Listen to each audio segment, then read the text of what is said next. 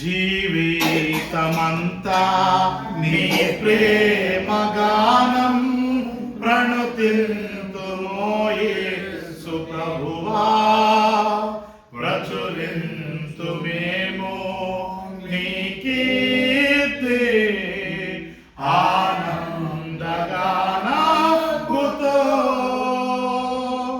సర్వ సమయములలో నీ స్తుతి గానం, ఎల్ల వేళలయందు నీ నామ ధ్యానం. సర్వ సమయములలో నీ స్తుతి గానం, ఎల్ల వేళలయందు నీ నామ ధ్యానం. మాకదియే మేలు ఈ జీవితమున, మాకదియే మేలు ఈ జీవితమున. స్తుతింతుమో రక్షకా, స్తుతింతుమో రక్షకా. జీవితమంతా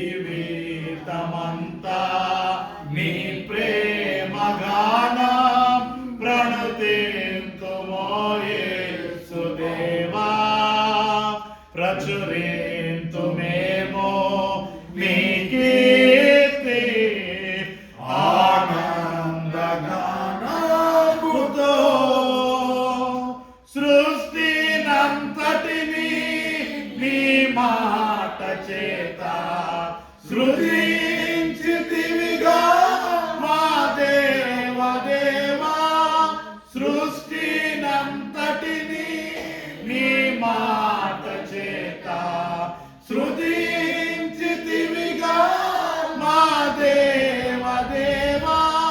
నీ ఘనమగు మహిమా వర్ణింపతరమా, నీ ఘనమగు మహిమా వర్ణింపతరమా. స్తుతింతుమో రక్షకా, స్తుతింతుమో రక్షకా. జీవితమంతా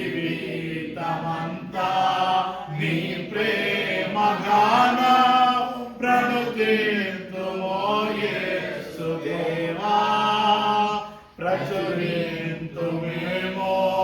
నీ కీర్తి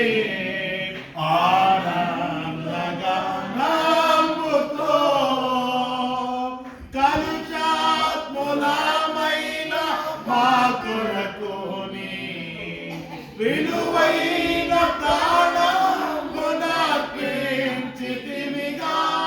కలుషాత్ములమైన మా కొరకు నీ విలువైన ప్రాణమునర్పించితివిగా. కలువారి గిరిపై చూపిన ప్రేమ, కలువారి గిరిపై చూపిన ప్రేమ. స్తుతింతుమో రక్షకా, స్తుతింతుమో రక్షకా. జీవితమంతా నీ ప్రేమ గానం ప్రణుతింతుమో యేసు దేవా, ప్రచురింతుమేమో నీ కీర్తి ఆనందగానముతో. జీవనదిని నా హృదయములో ప్రవహింపజేయుమయా. జీవనదిని నా హృదయములో ప్రవహింపజేయుమయా. శరీర క్రియలనియు నాలో నశింపజేయుమయా. శరీర క్రియలనియు నాలో నశింపజేయుమయా. జీవనదిని నా హృదయములో ప్రవహింపజేయుమయా. జీవనదిని నా హృదయములో ప్రవహింపజేయుమయా. బలహీన సమయములో నీ బలము ప్రసాదించుము. బలహీన సమయములో నీ బలము ప్రసాదించుము. జీవనదిని నా హృదయములో ప్రవహింపజేయుమయా.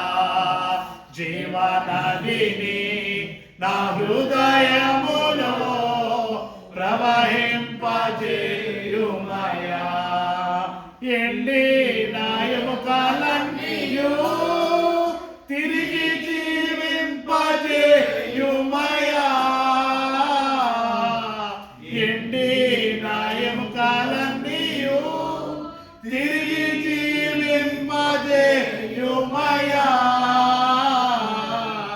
జీవనదిని నా హృదయములో ప్రవహింపజేయుమయా.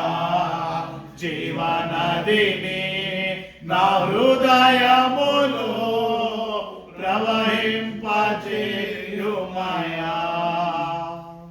చివరికి ఒక ఆంగ్ల కీర్తనలు పాడుకుందాం. We praise thee, O God, for the Son of thy love, for Jesus who died and is now gone above. Hallelujah, thine the glory. Hallelujah, amen. Hallelujah, thine the glory. Revive us again. We praise thee, O God, for the Spirit of light, who has shown us a Savior and scattered the night. Hallelujah, thine the glory. Hallelujah, amen. Hallelujah, thine the glory. Revive us again. All glory and praise to the Lamb that was slain, who has borne all our sins and has cleansed every stain. Hallelujah, thine the glory. Hallelujah, amen. Hallelujah, thine the glory. Revive us again. Revive us again. Fill its heart with thy love. May its soul be rekindled with fire from above. Hallelujah, thine the glory. Hallelujah, amen. Hallelujah, thine the glory. Revive us again. ప్రార్థన చేసుకుందాం. పరిశుద్ధుడా, మహాగణుడైన తండ్రి, మీకు స్తోత్రాలు. ఇంతవరకు పాటల ద్వారా ప్రార్థన ద్వారా నిన్ను ఆరాధించాం. మీ యొక్క సమయంలో నీ యొక్క వాక్యాన్ని ధ్యానించడానికి వెలుచుండగా వినగలిగిన చెవులను, గ్రహించగలిగిన హృదయాలను, చూడగలిగిన కనులను మాత్రం కృష్ణుడు దయచేయండి. మీ గ్రంథంలోని ఆశ్చర్యమైన కార్యాలను చూసినట్లు మా మనోనేత్రాలు తెరవండి. మీ వాక్యం ద్వారా మాతో మా అందరితో మాట్లాడమని వేడుకొంచున్నాం. దేవా, మా అందరి వినికిడిలో వాక్యాన్ని కూడా తండ్రి ఫలింపచేయమని, వాక్యమునకు తగిన ఫలమును మేము ఫలించి ఈ భూమి మీద దీర్ఘాయుష్మంతులుగా ఆయురారోగ్యాలతో ఐశ్వర్యాలతో మీ దీవెన ఆశీర్వాదాలతో తొలుతూగున్నట్టు సహాయం చేయమని, మా అందరి వినికిడిలో వాక్యాన్ని తండ్రి మీరే ఫలింప చేయమని, వాక్య ధ్యానంలోకి వెళ్ళబోతుండగా తండ్రి ఉత్తర ప్రత్యుత్తర భాగాన్ని చేయడం ద్వారా కాంగ్రిగేషన్ బైబిల్ రీడింగ్ చేయబోతుండగా, నీ యొక్క బైబిల్ రీడింగ్ వాక్యాన్ని చదవబోతుండగా, నీ యొక్క వాక్యాన్ని ధ్యానించబోతుండగా, వాక్య సందేశం ద్వారా తండ్రి మీ యొక్క వాక్యాన్ని వినబోతుండగా సహాయం చేయమని, సమస్తం ద్వారా వాక్య పరిచర్య ద్వారా మీరే మహిమ పొందుకొని మమ్మల్ని దీవించమని యేసు క్రీస్తు వారి నామములో ప్రార్థన చేస్తున్నాము తండ్రి. ఈ సమయంలో మనము ఉత్తర ప్రత్యుత్తర రీతిగా దేవుని యొక్క వాక్యాన్ని చదువుతున్నాం. కీర్తన గ్రంథం 136వ కీర్తన మొదటి నుండి చివరి వరకు మన మదర్ సహోదరులు జనార్దన గారు ముందుకు వచ్చి ఉత్తర ప్రత్యుత్తర భావం నడిపిస్తారు. మొదటి లైన్ సహోదరు చదువుతుండగా ఆయన కృప నిరంతరం మాట మనం బిగినగా పలికి దేవుని నామాన్ని మనం ఆరాధిద్దాం. ఆ తర్వాత సహోదరు ప్రభుతేజ గారు ముందుకు వచ్చి బైబిల్ పఠనాన్ని చదివి వినిపించవలసిందిగా కోరుచున్నాను.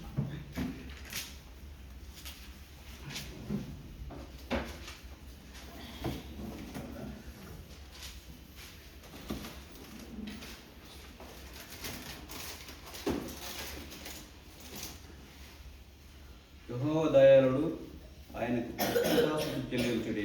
ఆయన కృప నిరంతరమును. అర్థాలు తెచ్చుకోలేదు. దేవుని కృతజ్ఞతాస్తుతులు చెల్లించుడి. ఆయన దేవునికి అర్థాలు రీడింగ్ వెంకటరావు ఉన్నాడు. చదువుతాను అన్న, ఇది రీడింగ్ పవర్ కాదు. ఓకేనా? చదువుతాను. దేవునికి కృతజ్ఞత చెల్లించుడి. ఆయన కృప నిరంతరమును. ప్రభువులకు ప్రభు కృతజ్ఞతాస్తుతులు చెల్లించుడి.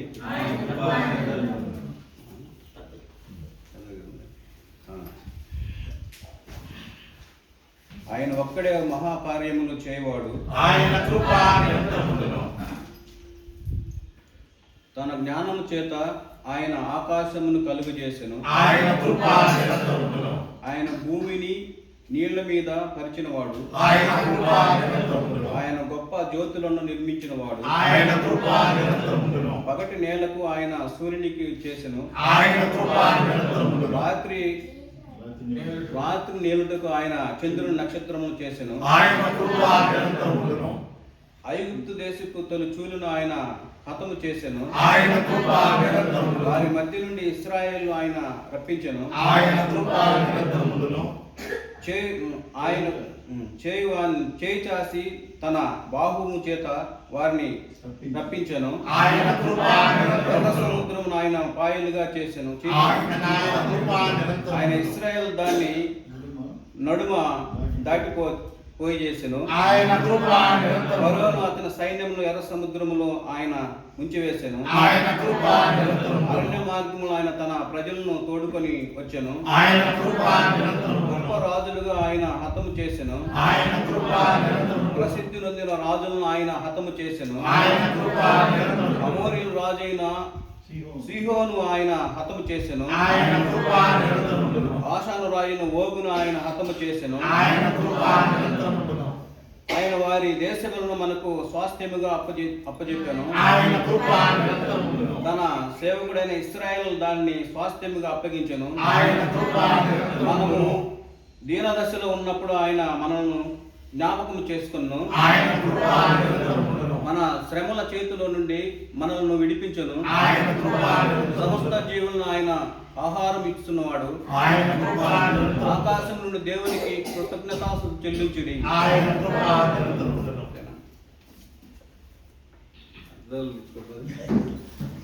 ప్రభుత్వ గారు వచ్చి బైబిల్ పట్టణం నడిపించవలసిందిగా కోరుచున్నాను.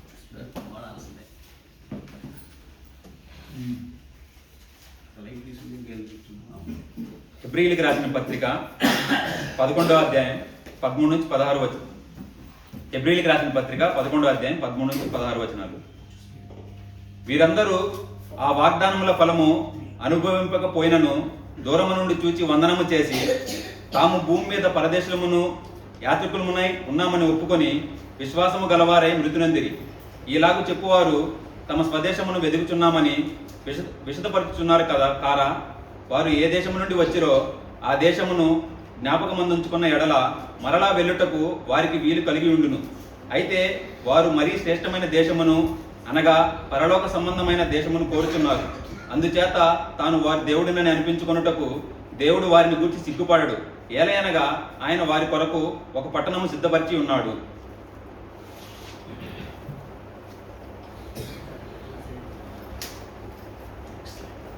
నీ వాక్యము నా పాదములకు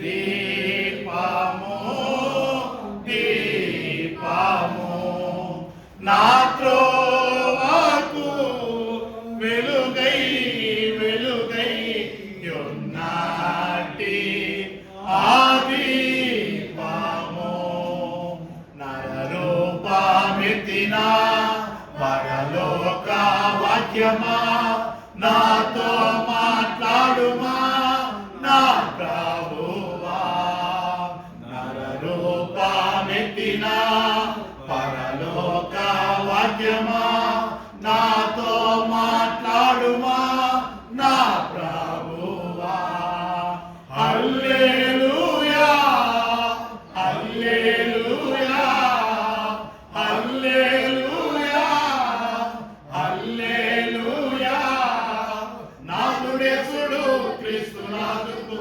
హల్లెలూయా నాదుడేసుడు క్రీస్తునాథుకు హల్లెలూయా నీ వాక్యము నా పాదములకు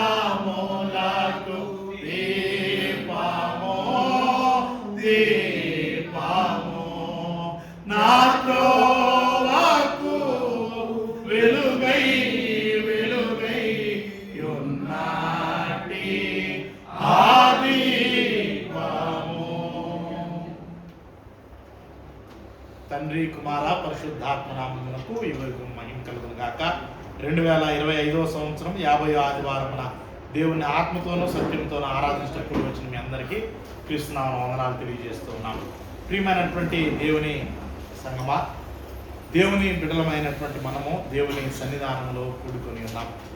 మనము సిద్ధపాటు దినములలో మనం ఉన్నాం. అంటే we are in the days of preparation. మనము we are preparing to enter into the new year. నూతన సంవత్సరంలోనికి మనం సిద్ధపడుతూ ఉన్నాం. సిద్ధపడేటువంటి సమయాల్లో మనం ఉన్నాం.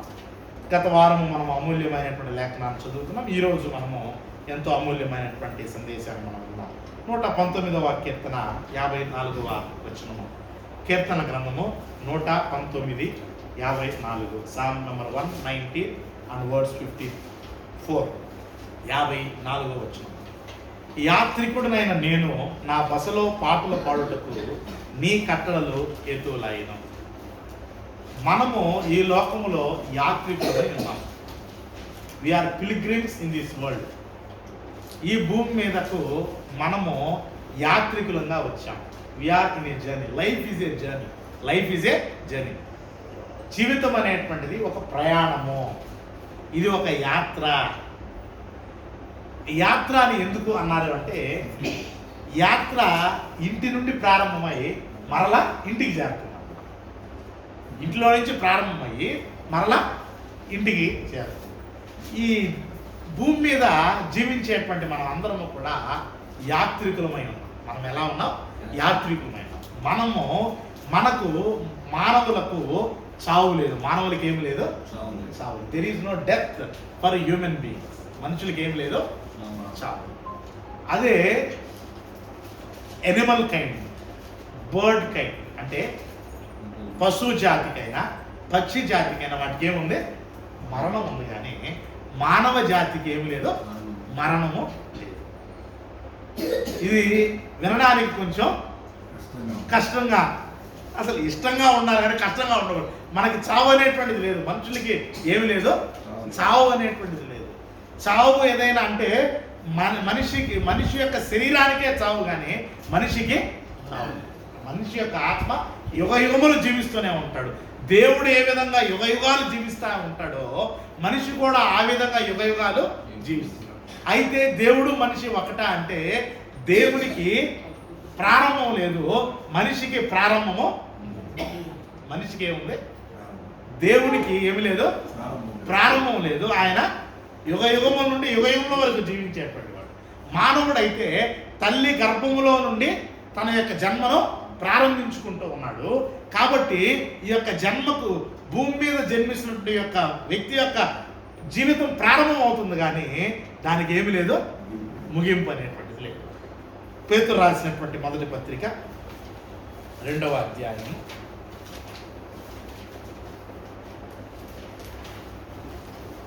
11వ వచనం.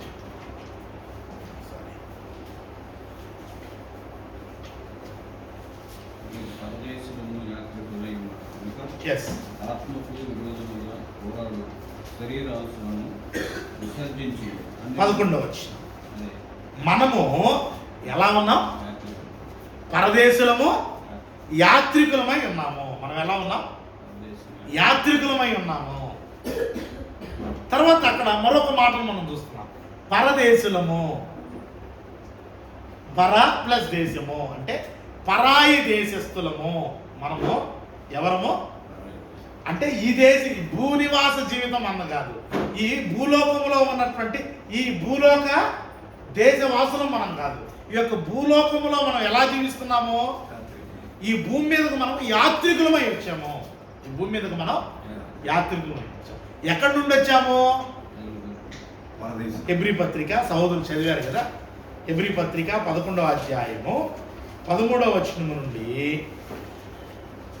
13వ వచనం నుండి 16వ వచనం వరకు మనకు అర్థమవుతుంది. ఈ భూమి మీదకు మనమందరము కూడా తల్లి గర్భములో నుండి జన్మించాము. అయితే తల్లి గర్భములో మనల్ని పిండముగా రూపించినటువంటి వాడు ఎవరు? దేవుడు.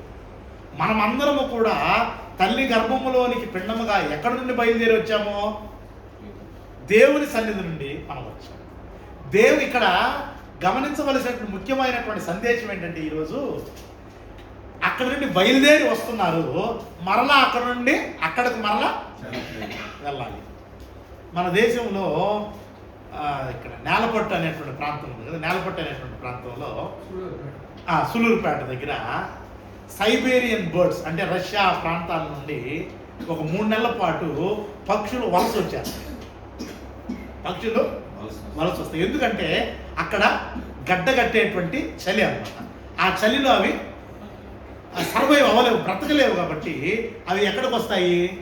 మన నేల పట్టుకు వస్తాయి. అక్కడ వాటి కొరకు బర్డ్ శాంక్చురీ నిర్మాణం చేసి ఆ 3 నెలల తర్వాత మరలా అవి ఎక్కడికి చేరతాయి? మళ్ళా సైబేరియాకి వెళ్ళిపోవాల్సిందే. మరలా అక్కడ ఉండి అక్కడ జీవితం అక్కడ అవి సాగించి మళ్ళా వాటిని పిల్లలు కానీ మళ్ళా అవి కొంతకాలము చేరవచ్చు. కానీ మానవుడు కూడా అదే విధంగా ఏ దేవుని దగ్గర నుండి వచ్చాడో ఆ దేవుని దగ్గరికి చేరాలన్నది దేవుని యొక్క ఉద్దేశం. ఏ దేవుని దగ్గర నుండి వచ్చాడో ఆ దేవుని దగ్గరకు చేరాలన్నది దేవుని యొక్క ఉద్దేశం. ఆ ఉద్దేశం చోట మానవుణ్ణి ఆయా తల్లి గర్భాల్లో మన మాతృమూర్తుల యొక్క గర్భాల్లో మనల్ని జన్మింపజేసి కుటుంబాలను మనకిచ్చాడు. కుటుంబాలను అనుగ్రహించి మనకు ఈ యొక్క యాత్రా జీవితాన్ని ప్రసాదించాడు. ఈ యొక్క యాత్రా జీవితము ఎంతకాలము? కొంతకాలం. అది ఎంతకాలం? దేవుని దృష్టిలో అయితే కొంతకాలం, మన దృష్టిలో అయితే కీర్తన గ్రంథం 90వ కీర్తన. ఒకసారి ఇవన్నీ కూడా ఇది సిద్ధపాటు ప్రసంగాలు కాబట్టి మనం ఒకసారి వచనాలన్నింటినీ కూడా దయచేసి వాటిని అండర్లైన్ చేసుకుందాం, వాటిని రాసి పెట్టుకుందాము. ఎందుకంటే ఇవి మన జీవితానికి సంబంధించినటువంటివి అన్నమాట. చెప్తాను. 90వ కీర్తన 10వ వచనం. మా ఆయుష్కాలము 70 సంవత్సరములు, అధిక బలమున్న ఎడల 80 సంవత్సరములను. అంటే ఎన్ని సంవత్సరాల యాత్ర కొరకు దేవుడు మానవుని భూమి మీదకి పంపిస్తూ ఉన్నాడు? మానవునికి దీర్ఘాయుష్ ఎంత? వాక్య ప్రకారం చెప్పండి. 70. అధిక బలం ఉంటే 80. మామూలుగా అయితే 70 బ్రతికినటువంటి వాడు ఎన్ని సంవత్సరాలు బ్రతికిన దాంతో సమానం? 100 సంవత్సరాలు బ్రతికిన దాంతో సమానం. అంటే పూర్వం 100 ఉండేది, ఇప్పుడు ఎంత అయింది? 70. అంటే 70 సంవత్సరాలు బ్రతికినటువంటి వారు పూర్ణ జీవితము జీవించినట్టు, ఎక్కువగా బ్రతకలేదని ఏం లేదు.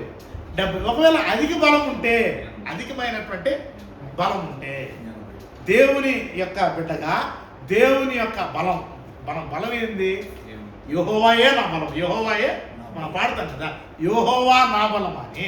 ఆ యెహోవా బలం కలిగినటువంటి వారు 80 సంవత్సరాలు బ్రతుకుతారు. అంటే ఈ 70 లేక 80. ఈ 70-80 తర్వాత కూడా ఈ మనిషి ఎక్కడికి వెళ్ళాలి? దేవుడు ఎక్కడి నుంచి వచ్చాడో అక్కడికి వెళ్ళాలి. కానీ ఇక్కడ సమస్య ఎక్కడే వచ్చిందన్న 139వ కీర్తన 139వ కీర్తన 13వ వచనం. నా అంతరేంద్రియములను నీవే కలుగు చేసితివి, నా తల్లి గర్భమందు నన్ను నిర్మించిన వాడవు నీవే.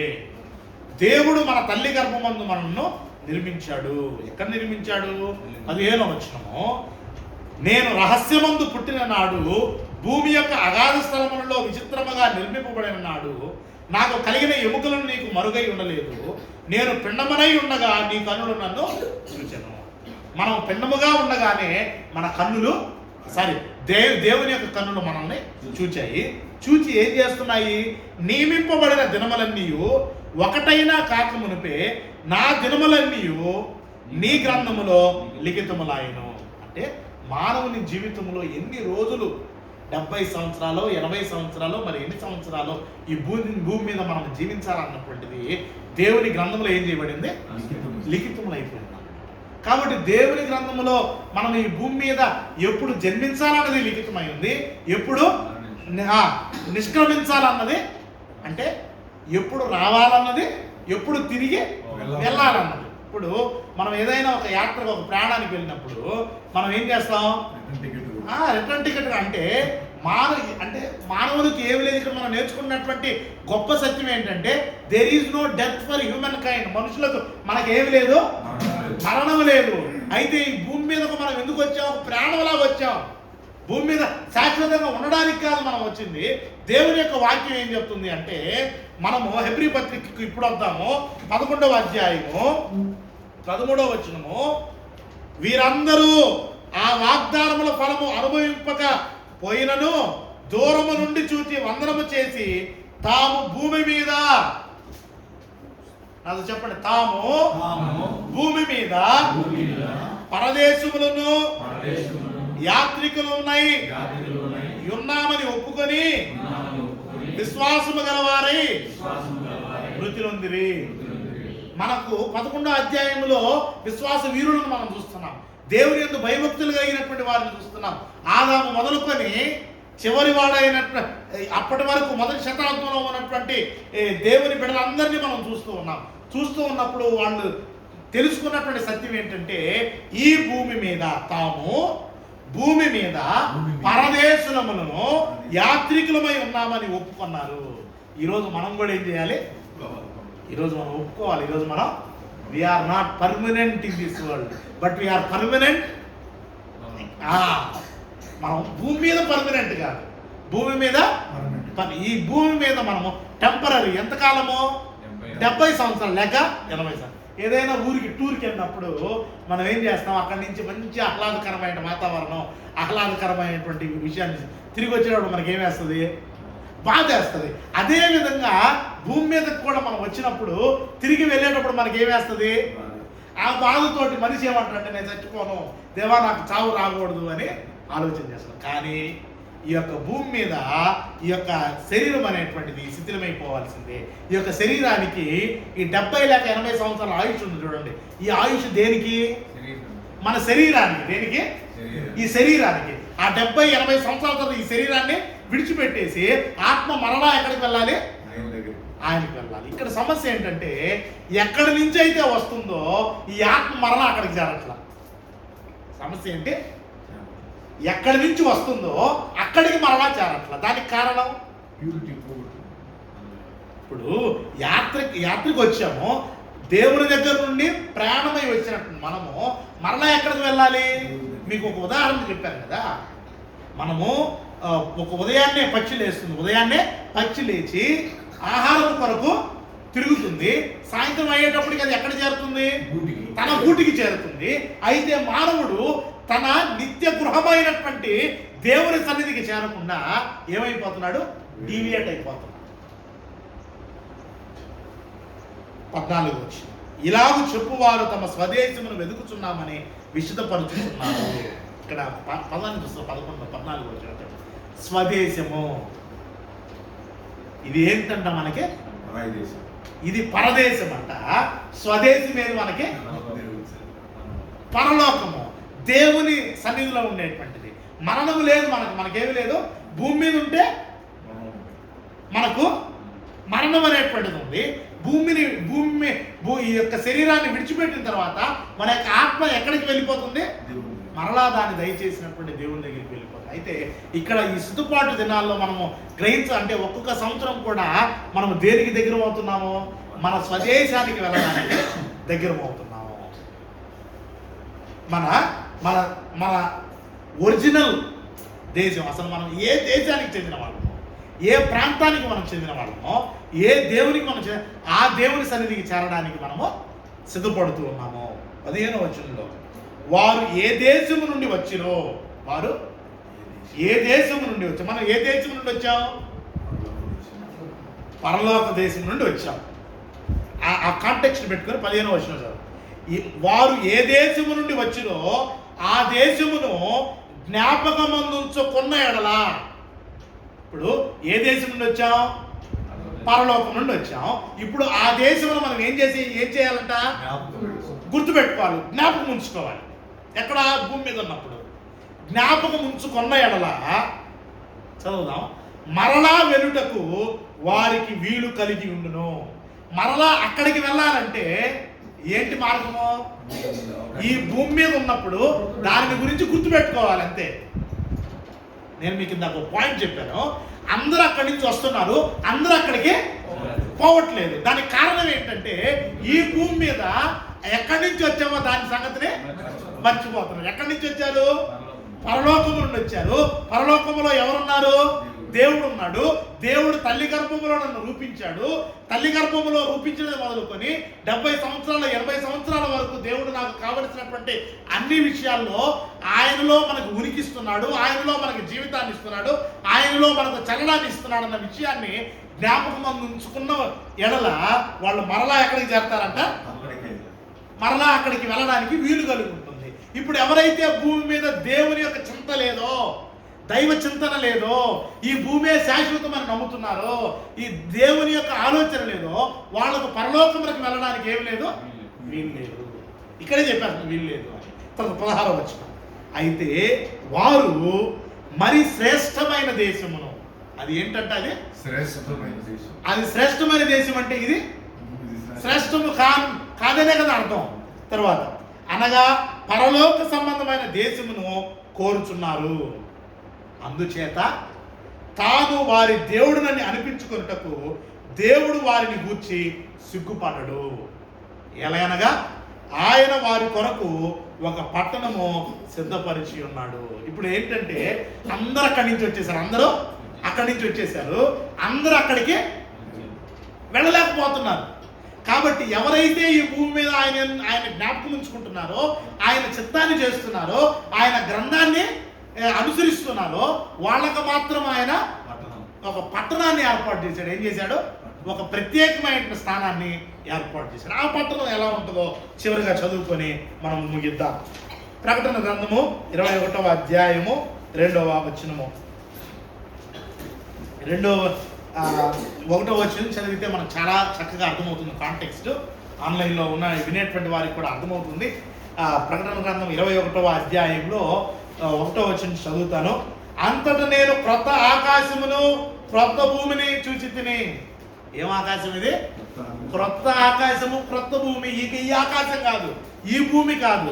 ఈ భూమి లయమైపోతుంది, ఈ ఆకాశము లయమైపోతుంది. అయితే క్రొత్త ఆకాశము క్రొత్త భూమి యుగ యుగాలు ఉంటుంది. మొదటి ఆకాశమును మొదటి భూమియు గతించిపోతాయి, సముద్రము ఇక లేదు.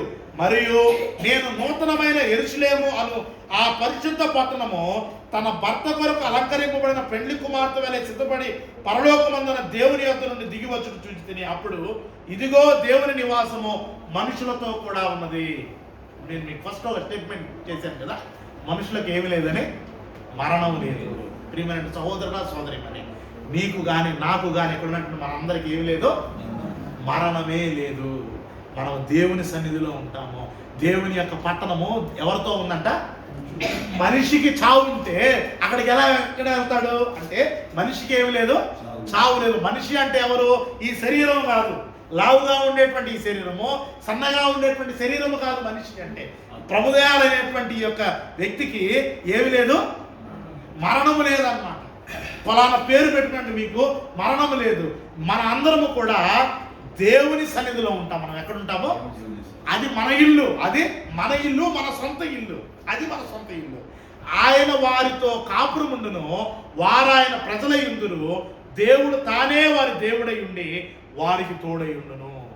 అక్కడ దేవుడు మనకు తోడై ఉండును. ఆయన వారి కన్నుల ప్రతి బాష్ప బిందువును తుడిచివేయును. దేవుని పట్టణంలో దేవునితో ఉన్నటువంటి వారి యొక్క కనుల బాష్ప బిందువులను తుడిచివేస్తాడు. అక్కడ చూస్తాం మరణము ఇక ఉండదు. ఏముండదు? ప్రభుదయాలు ఈ శరీరాన్ని ధరించుకున్నాడు కదా, కాబట్టి 70-80 సంవత్సరాల తర్వాత ఈ శరీరానికి ఏముంది? మరణం వచ్చేసింది. అయితే అటువంటి మరణము ఈ ప్రభుదయాల ఆత్మకు ఉండదు. ఇప్పుడు వరకు ప్రభుదయాలు ఎవరు అంటే ఒక అంతరంగ పురుషుడు, ఒక బాహ్య పురుషుడు, ఒక inner man and outer man. Outer మ్యాన్కి ఏముంది? మరణం ఉంది. ఇన్నర్ మ్యాన్కి ఏం లేదు? మరణం లేదు. అక్కడ మరలా చెప్తున్నాడు, అవుటర్ మ్యాన్కి మరణం ఉంది కదా, అక్కడ కూడా మరలా ఇన్నర్ మ్యాన్కి మరణం ఉందని అనుకుంటున్నారేమో. అక్కడ మరణము ఇక ఉండదు. మరణము ఇక అసలు ఇక్కడ ఉండదు అన్నమాట. దుఃఖమైనను, ఏడ్పైనను, వేదన అయినను ఇక ఉండదు. మొదటి సంగతులు గతించిపోయినవి. మొదటి సంగతులు ఏమైపోయినాయి? కాబట్టి ఈరోజు మనం నేర్చుకున్నటువంటి పాఠం ఏంటి అంటే, దేవుని దగ్గర నుండి వచ్చినటువంటి మనము దేవుని దగ్గరికి వెళ్ళాలి. దేవుని దగ్గరికి వెళ్ళాలి అంటే ఏ ఇంటిలో నుండి బయలుదేరి వచ్చామో ఆ ఇంటికి క్షేమంగా చేరాలి అంటే, ఈ యొక్క యాత్ర విజయవంతంగా మనం ముగించాలంటే, ఈ భూమి మీద ఉన్నప్పుడు మనం ఎక్కడి నుండి వచ్చామో, ఎవరి దగ్గర నుండి వచ్చామో దాన్ని మనం ఏం చేయాలి? జ్ఞాపకం ఉంచుకుని పెట్టుకుంటే చాలు. దైవ జ్ఞానం ఉంటే చాలు, దైవ జ్ఞాపకం ఉంటే చాలు, ఆ గుర్తుంటే చాలు.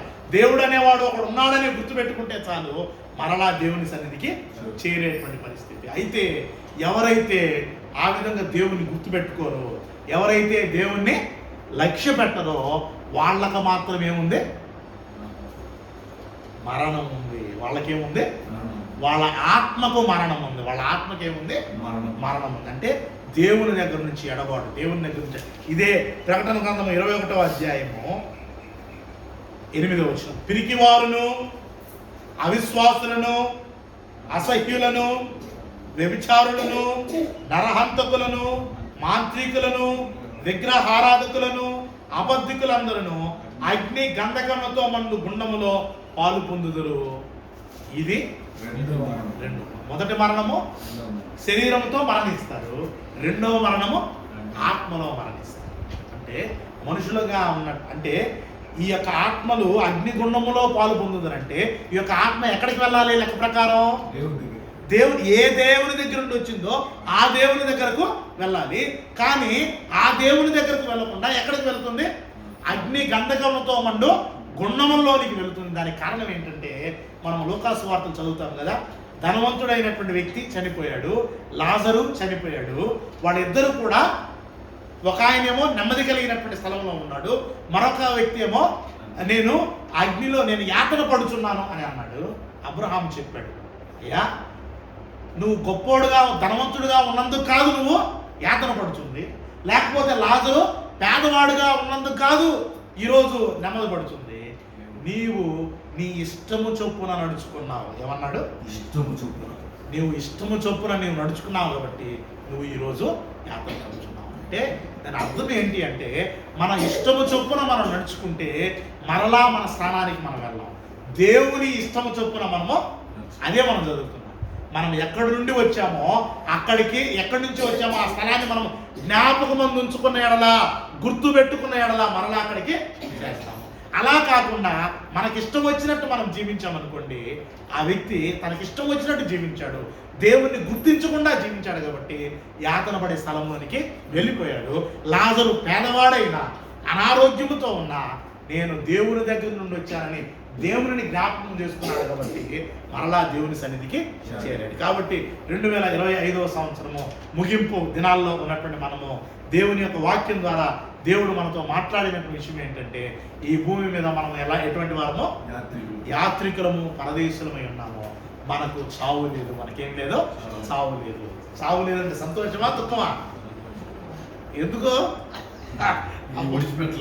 అంటే ప్రశాంతత లేదు అంటే అదే అక్కడ. అందుకే చెప్పాడు అనమాట, అక్కడ ఏడుపు ఉండదు, అక్కడ దుఃఖం ఉండదు, అక్కడ వేదన ఉండదు, అక్కడ శత్రువులు ఉండరు, అక్కడ పెళ్ళి ఉండదు, అక్కడ పిల్లకాయలు ఉండరు, అక్కడ భార్యాభర్తలు ఎవరు, అవన్నీ ఏమి ఉండవు. అక్కడ దేవుడు మనమే, దేవుడు మనమే. కాబట్టి ఇవన్నీ ఉండవు, కాబట్టి అక్కడ ప్రశాంతంగా మనం ఉంటాం. కాబట్టి ఈ భూమి మీద జీవించినటువంటి మనము 119వ కీర్తన 54వ వచనం చదివాం కదా, యాత్రికుడైన నేను నా బసలో పాటలు పాడుటకు నీ కట్టడలో ఎత్తున్నాయి. అంటే ఈ యాత్రికులమైనటువంటి మనము ఈ భూమి మీద ఒక బస మాత్రమే ఉందన్నమాట. ఈ బసను మనం పూర్తి చేసుకొని దైవ సన్నిధికి చేరి అక్కడ యుగయుగాలు జీవించాలి, యుగయుగాలు సంతోషించాలి, యుగయుగాలు సుఖించేటువంటి స్థలాన్ని దేవుడు మనకు సిద్ధపరుచున్నాడు. కాబట్టి ఈ తాత్కాలికమైనటువంటి యొక్క యాత్రను విజయవంతంగా మనము ముగించాలంటే దైవ చింతనతో మనం ఉండాలి, దేవుని యొక్క ఆజ్ఞను మనము అనుసరించాలి, భయముతో భక్తితో మనం జీవించాలి, ప్రతిరోజు ప్రార్థనా జీవితాన్ని మనం కలిగి ఉండాలి, ప్రతిరోజు వాక్య ధ్యానము చేసేటువంటి భక్తి జీవితాన్ని మనం అవలంబించాలి. మనందరి వినికిడిలో దేవుడు వాక్యాన్ని ఫలింపజేయునుగాక. పరిశుద్ధుడా మహాగణమైన తండ్రి, చెప్పబడిన వాక్యము మా అందరి వినికిడిలో ఫలింపచేయమని క్రీస్తు నామంలో ప్రార్థన చేస్తూ కృతజ్ఞతాస్తుతులు చెల్లిస్తున్నాము తండ్రి. శిలువ ధ్యాన గీతంలో మనం పాడుకుంటూ ఉండగా మనము ప్రభురాత్రి పోయిన కార్యక్రమంలో పాల్గొనడానికి సిద్ధంగా బిడ్డలు వచ్చి తీసుకున్నాం.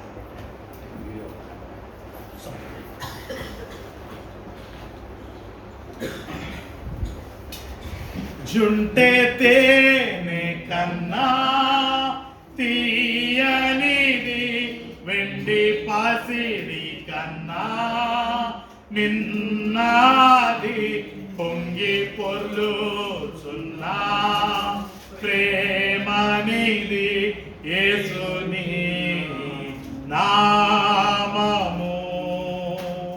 సూర్యకాంతి కన్నా ప్రకాశమైనది, పండు వెన్నెల కన్నా నిర్మలమైనది, మంచు కొండల కన్నా చల్లనిది యేసుని నామము. యేసు అసాధ్యుడవు నీవు, మరణాన్ని జయించిన వీరుడవు,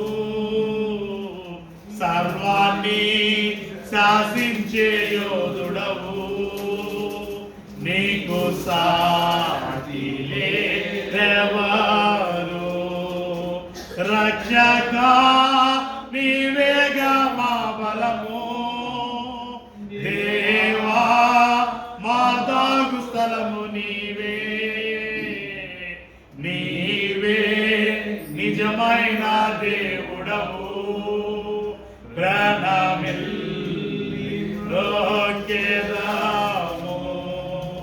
రక్షక నీవేగా మా బలము, దేవా మా దాగు స్థలము నీవే, నీవే నిజమైన దేవుడవు. ప్రణమిల్లి రోకెదాము. ప్రభురాత్రిమైన కార్యక్రమంలో పొందుదాం, భక్తి శ్రద్ధలతో పాల్గొని పొందాం. దైవజనులు వచ్చి నడిపించవలసిన కోరుచు.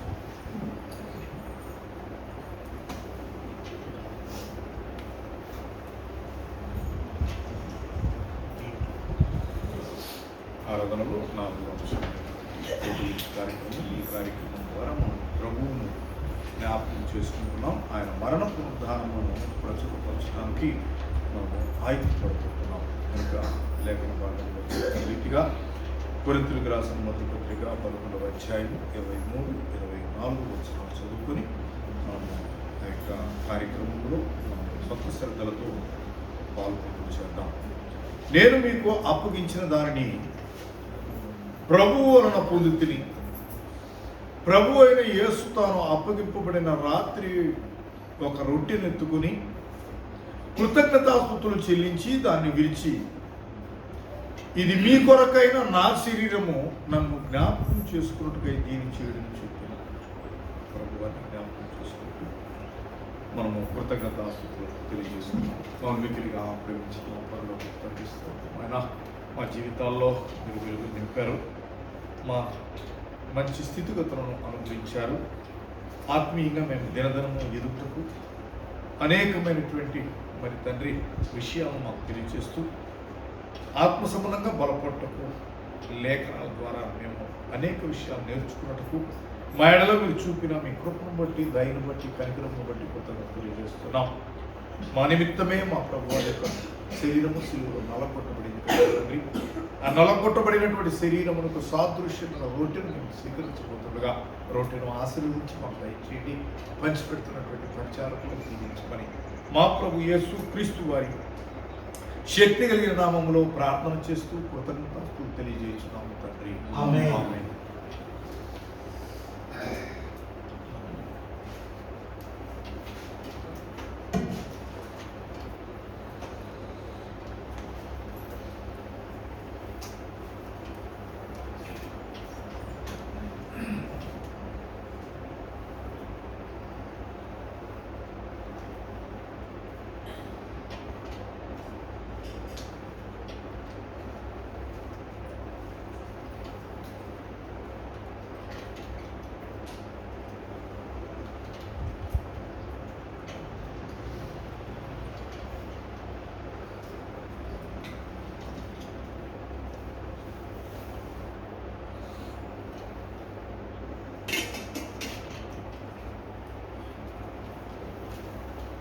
ఆ ప్రకారమే భోజనమైన పిమ్మట ఆయన పాత్రను ఎత్తుకొని, ఈ పాత్ర నా రక్తము వలనైన క్రొత్త నిబంధన, మీరు దీనిలో నీ త్రాగునప్పుడెల్లా నన్ను జ్ఞాపకం చేసుకున్నట్టుగా దీన్ని చేయడం చెప్పాను. మీరు ఈ రొట్టెను తిని ఈ పాత్రలోనిది త్రాగునప్పుడెల్లా ప్రభువు వచ్చు వరకు ఆయన మరణము ప్రచురించారు. కృపా స్వచ్ఛ సంపూర్ణమైన మానవాళి విమోచన కొరకే మా ప్రభు వారి సిలువలో మరి తండ్రి మరణించి మరి రక్తము చిందించుండగా ఆ రక్తము ద్వారా మా పాపముల క్షమాపణ మాకు ఉచిత రక్షణ అనుగ్రహించి కుమారులుగా కుమార్తెలుగా చేసుకున్నారు. పరిశుద్ధాత్మ అనే వరాన్ని మాకు అనుగ్రహించారు. జీవగ్రంథంలో మాకు స్థానం ఇచ్చారు. స్తోత్రం. అయినా మీరు చేసినటువంటి మరి తండ్రి మేలు మేము గుర్తించి భయముతో భక్తితో వణుకుతో మా జీవితాంతము తండ్రి మీ బలిష్టమైన చేతి క్రింద దీన మనసుకులే ఉండటకు మమ్మల్ని స్థిరపరచి బలపరిచి ఆశీర్వదించమని ప్రార్థించుకుంటున్నాం. మానవాళి కొరకు మరి మా ప్రభువారి సిలువలో చిందించిన నిబంధనారక్తములకు సాదృశ్యమైన ద్రాక్షరసము మా మధ్యలో ఉంటుండగా మేము స్వీకరిస్తుపోతుండగా మరి తండ్రి ద్రాక్షరసము ఆశీర్వదించి మాకు దయచేయమని పంచిపెడుతున్న పరిచారకుని దీవించమని మా ప్రభు యేసు క్రీస్తు వారి శక్తి కలిగిన నామములో ప్రార్థన చేస్తూ కృతజ్ఞతాస్తులు తెలియజేస్తున్నాము తండ్రి. ఆమేన్.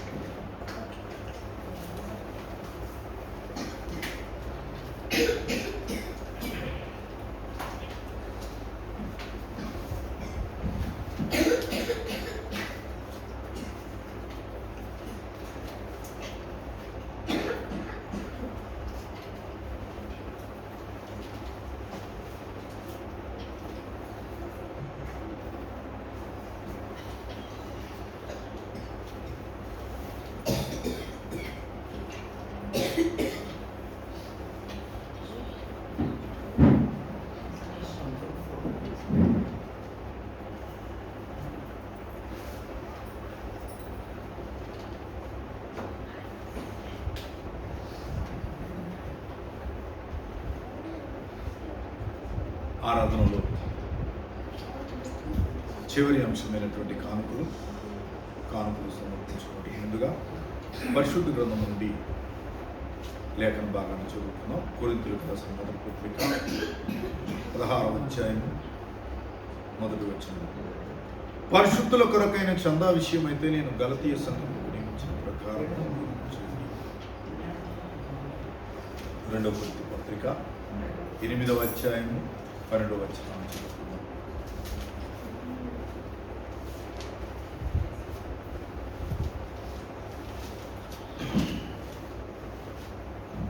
మొదట ఒకడు సిద్ధమైన మనస్సు కలిగి ఉంటే శక్తికి మించి కాదు గాని కలిమి కొలది ఇచ్చినది ప్రీతికరము.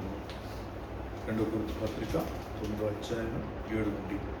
సనుగు కొనకయు బలవంతముగా కాకయు ప్రతివాడును తన హృదయములో నిశ్చయించుకున్న ప్రకారం ఇయ్యవలెను.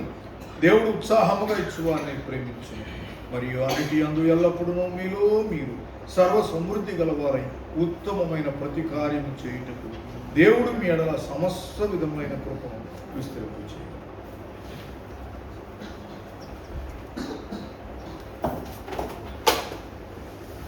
ఈ యొక్క సమయంలో మనం కానుక గీతం పాడుచున్నది సహోదరులు వెంకటరామన్న గారు వచ్చి కానుకను స్వీకరించవచ్చు. నా దీపము యేసయ్యా నీవు వెలిగించినావు, సుడిగాలిలో నైనా చెడివానలో నైనా నీవు వెలిగించిన దీపము, నీవు వెలిగించిన దీపము, నీవు వెలిగించిన దీపము, నా దీపము యేసయ్యా నీవు వెలిగించినావు.